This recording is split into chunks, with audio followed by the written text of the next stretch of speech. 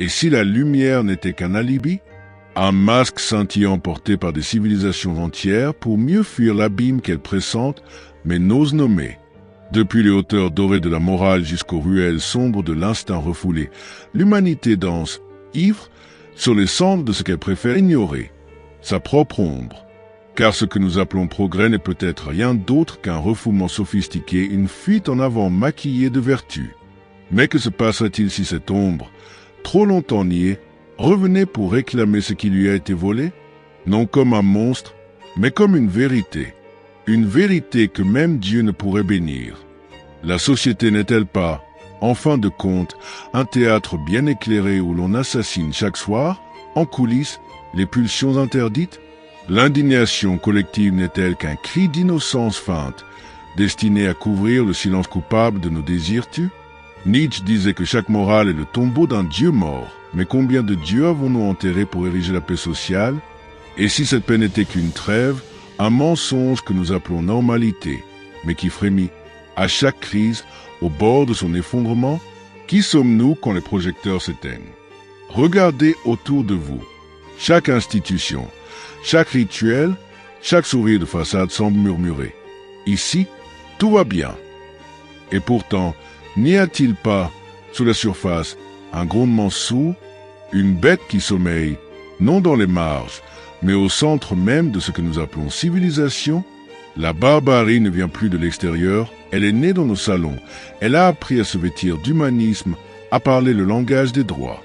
Et c'est précisément pour cela qu'elle est devenue presque invisible. Presque, ce que vous allez découvrir ici ne vous sera pas dit clairement. Cela se dévoilera comme une silhouette dans le brouillard, trop réelle pour être ignorée, trop insaisissable pour être définie. Ce n'est pas un enseignement, c'est une mise à nu, car comprendre la répression collective de notre ombre, c'est accepter que nous avons, chacun, sacrifié quelque chose d'essentiel sur l'autel de l'acceptabilité.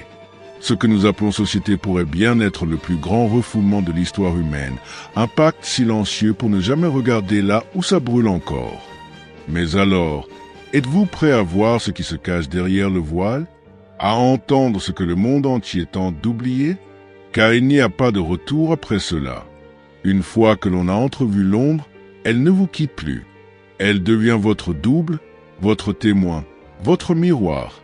Et parfois, c'est dans ce miroir que naît le vertige, ce moment où vous ne savez plus si vous regardez le monde ou si c'est lui qui vous regarde.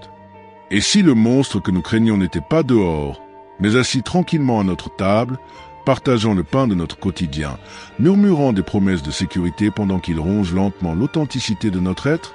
Chaque société construit ses cathédrales morales comme des refuges contre l'abîme, mais ces refuges sont bâtis sur des fondations mouvantes, faites de tout ce que nous avons refusé de voir, de sentir, de vivre. Le mal que nous projetons sur l'autre n'est souvent qu'un exil volontaire de ce que nous ne savons pas nommer en nous. Le crime n'est pas toujours dans l'acte, il est souvent dans le silence qui l'a précédé, dans les pactes invisibles que nous avons signés pour appartenir. Qui serions-nous si l'on arrachait tous les vernis? Et ce que nous découvririons là, dans le fond nu de notre psyché, serait-il supportable ou libérateur? L'ombre collective n'est pas un mythe ésotérique, c'est une vérité incarnée dans chaque regard détourné, dans chaque rire trop fort, dans chaque bonne intention qui sent la peur déguisée. C'est la part de nous que nous avons cédée au groupe pour ne pas être rejetés, humiliés, crucifiés sur la place publique des normes. Et plus nous l'enfouissons, plus elle se densifiait. Elle ne meurt pas, elle attend. Elle devient satire, lapsus, cauchemar, maladie ou parfois explosion. Une rage sans nom qui jaillit sans prévenir dans les interstices du réel, au cœur d'un massacre, d'un lynchage, d'un slogan populaire. Car ce que l'on refoule ne disparaît jamais.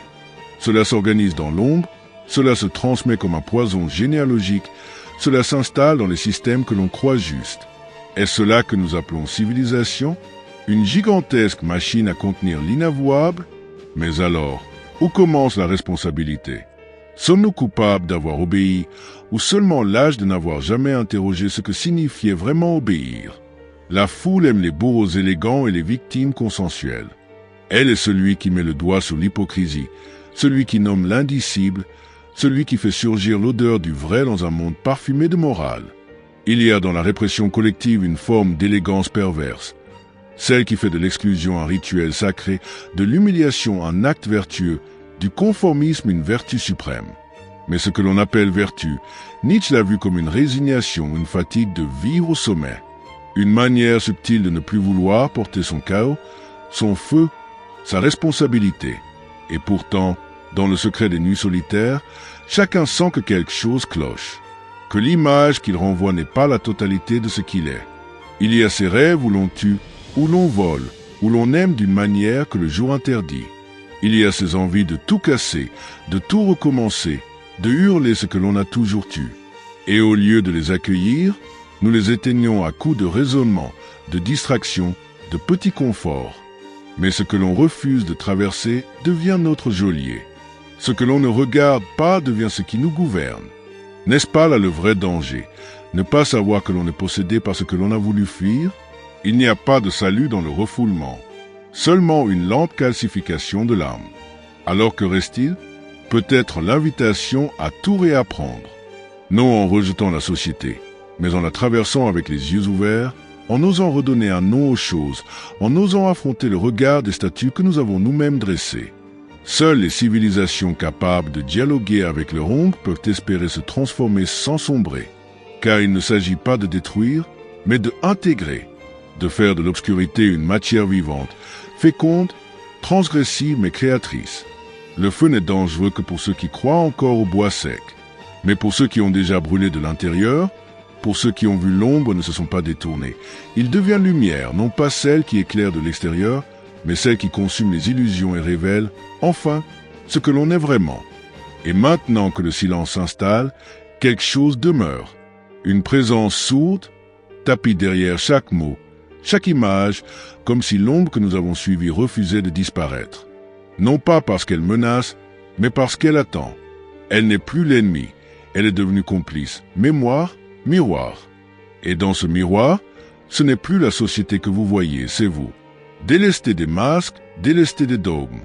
Juste vous, face à ce qui brûle encore au fond des os. Peut-être n'étions-nous pas faits pour vivre entièrement dans la lumière. Peut-être que la vraie lucidité vient quand l'on accepte de marcher dans le clair-obscur, là où chaque pas tremble, mais avance.